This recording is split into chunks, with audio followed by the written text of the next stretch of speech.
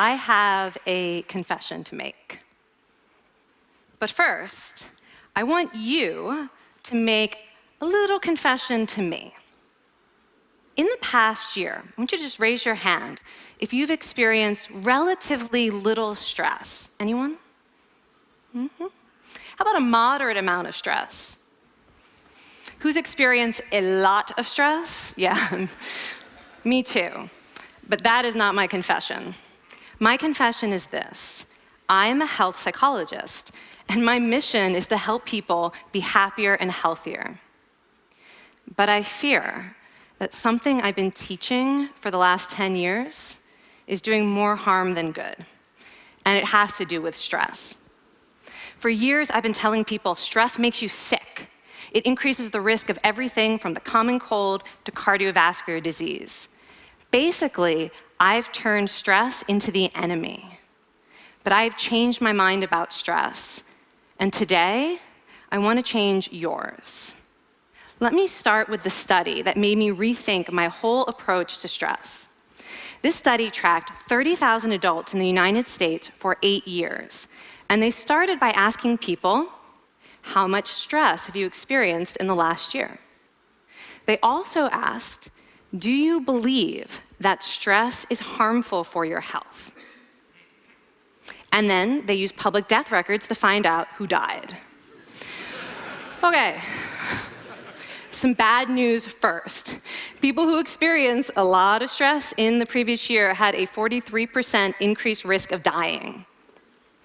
But that was only true for the people who also believed that stress is harmful for your health. People who experienced a lot of stress but did not view stress as harmful were no more likely to die. In fact, they had the lowest risk of dying of anyone in the study, including people who had relatively little stress.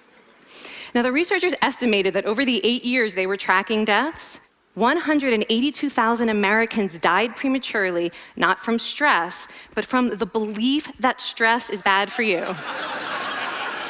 That is over 20,000 deaths a year.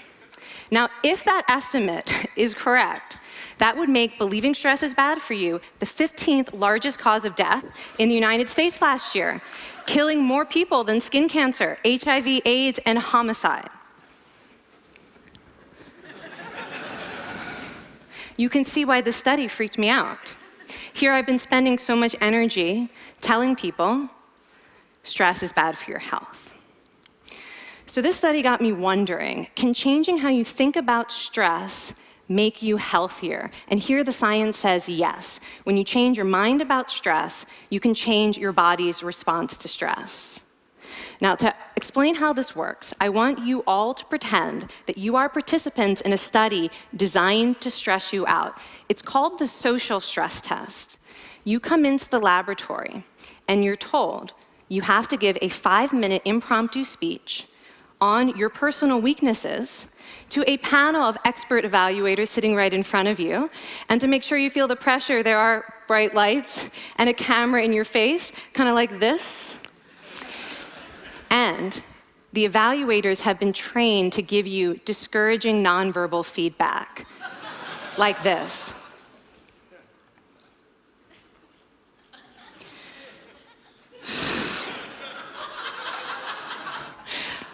Now that you're sufficiently demoralized, time for part 2, a math test.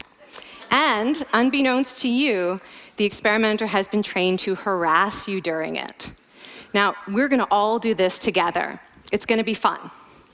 For me. Okay. I want you all to count backwards from 996 in increments of 7. You're going to do this out loud as fast as you can, starting with 996. Go. Go faster. Faster, please. You're going too slow. Stop, stop, stop, stop. That guy made a mistake. We're going to have to start all over again. You're not very good at this, are you? Okay, so you get the idea. Now, if you were actually in this study, you'd probably be a little stressed out. Your heart might be pounding, you might be breathing faster, maybe breaking out into a sweat. And normally, we interpret these physical changes as anxiety or signs that we aren't coping very well with the pressure.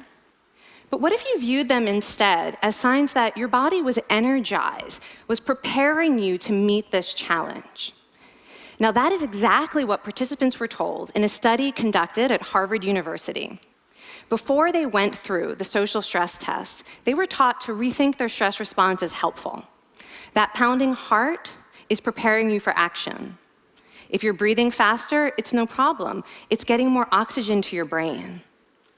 And participants who learned to view the stress response as helpful for their performance, well, they were less stressed out, less anxious, more confident. But the most fascinating finding to me was how their physical stress response changed. Now, in a typical stress response, your heart rate goes up and your blood vessels constrict like this. And this is one of the reasons that chronic stress is sometimes associated with cardiovascular disease. It's not really healthy to be in this state all the time. But in the study, when participants viewed their stress response as helpful, their blood vessels stayed relaxed like this. Their heart was still pounding, but this is a much healthier cardiovascular profile. It actually looks a lot like what happens in moments of joy and courage. Over a lifetime of stressful experiences, this one biological change could be the difference between a stress-induced heart attack at age 50 and living well into your 90s. And this is really what the new science of stress reveals, that how you think about stress matters. So my goal as a health psychologist has changed. I no longer want to get rid of your stress. I want to make you better at stress. And we just did a little intervention. If you raised your hand and said you'd had a lot of stress in the last year, we could have saved your life.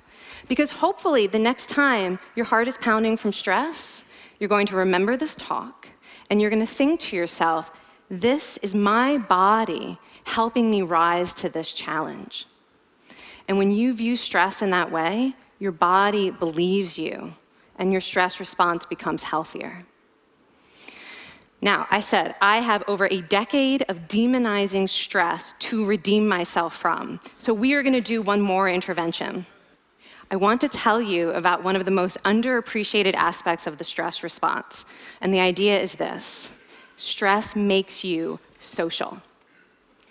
To understand this side of stress, we need to talk about a hormone, oxytocin. And I know oxytocin has already gotten as much hype as a hormone can get. It even has its own cute nickname, the cuddle hormone, because it's released when you hug someone. But this is a very small part of what oxytocin is involved in. Oxytocin is a neurohormone. It fine-tunes your brain's social instincts. It primes you to do things that strengthen close relationships. Oxytocin makes you crave physical contact with your friends and family. It enhances your empathy. It even makes you more willing to help and support the people you care about. Some people have even suggested we should snort oxytocin to become more compassionate and caring. But here's what most people don't understand about oxytocin. It's a stress hormone. Your pituitary gland pumps this stuff out as part of the stress response. It's as much a part of your stress response as the adrenaline that makes your heart pound. And when oxytocin is released in the stress response, it is motivating you to seek support. Your biological stress response is nudging you to tell someone how you feel instead of bottling it up. Your stress response wants to make sure you notice when someone else in your life is struggling so that you can support each other. When life is difficult, your stress response wants you to be surrounded by people who care about you. Okay, so how is knowing this side of stress going to make you healthier? Well, oxytocin doesn't only act on your brain, it also acts on your body. And one of its main roles in your body is to protect your cardiovascular system from the effects of stress. It's a natural anti-inflammatory. It also helps your blood vessels stay relaxed during stress. But my favorite effect on the body is actually on the heart. Your heart has receptors for this hormone. And oxytocin helps heart cells regenerate and heal from any stress-induced damage. This stress hormone strengthens your heart. And the cool thing is that all of these physical benefits of oxytocin are enhanced by social contact and social support. So when you reach out to others under stress, either to seek support or to help someone else, you release more of this hormone, your stress response becomes healthier, and you actually recover faster from stress. I find this amazing that your stress response has a built-in mechanism for stress resilience. And that mechanism is human connection. I want to finish by telling you about one more study. And listen up, because this study could also save a life. This study tracked about 1,000 adults in the United States, and they ranged in age from 34 to 93. And they started the study by asking, how much stress have you experienced in the last year? They also asked, how much time have you spent helping out friends, neighbors, people in your community? And then they used public records for the next 5 years to find out who died. Okay, so the bad news first. For every major stressful life experience, like financial difficulties or family crisis, that increased the risk of dying by 30%. But, and I hope you are expecting a but by now, but that wasn't true for everyone. People who spent time caring for others showed absolutely no stress-related increase in dying, 0. Caring created resilience. And so we see once again that the harmful effects of stress on your health are not inevitable. How you think and how you act can transform your experience of stress. When you choose to view your stress response as helpful, you create the biology of courage. And when you choose to connect with others under stress, you can create resilience. Now, I wouldn't necessarily ask for more stressful experiences in my life, but this science has given me a whole new appreciation for stress. Stress gives us access to our hearts. The compassionate heart that finds joy and meaning in connecting with others. And yes, your pounding physical heart working so hard to give you strength and energy. And when you choose to view stress in this way, you're not just getting better at stress, you're actually making a pretty profound statement. You're saying that you can trust yourself to handle life's challenges. And you're remembering that you don't have to face them alone. Thank you. Thank you.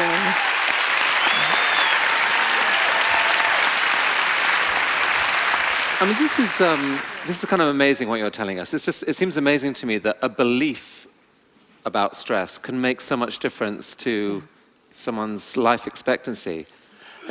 How would that extend to advice? Like if someone's making a lifestyle choice between, say, a stressful job and a non-stressful job, does it matter that which way they go, that it's equally wise to go for the stressful job so long as you believe that you can handle it in some sense? Yeah, and one thing we know for certain is that chasing meaning is better for your health than trying to avoid discomfort. And so I would say that's really the best way to make decisions, is go after what it is that creates meaning in your life, and then trust yourself to handle the stress that follows. Thank you so much, Kelly. Thank you. It's really cool.